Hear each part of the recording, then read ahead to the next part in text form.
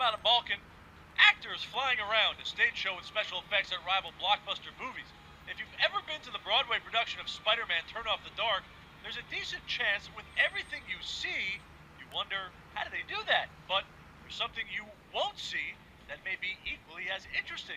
The orchestra, which is not in the orchestra pit, but rather in two separate rooms in a different part of the theater. Now we're at the point where technology is gotten so great, we're able to move the orchestra off-site in rooms in the basement, so it allows for better control of the band.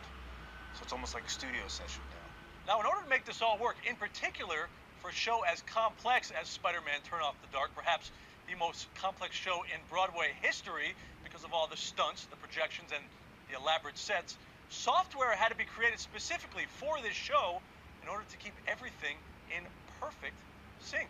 So to go along with lots of other technologies being used here, like cameras on stage and in the orchestra rooms, all with live feeds so both sides can see what the other is doing, the show's electronic music designer, Billy J. Stein, co-created a system called Strange Cranium Mainbrain Software. With the 8 Mac Pros we have here, we can basically have a safe system where we're using electronic sounds, also be able to sync the video that's also being projected while the people are flying, and also the actors get what we call tempo clicks in their headphones to keep everything in sync.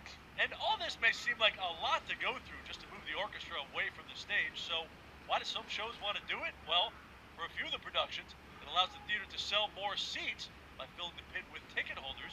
For Spider-Man, it was almost necessary. The pit is instead used for all the hydraulics to make stuff like this happen. Adam Balkin, New York 1.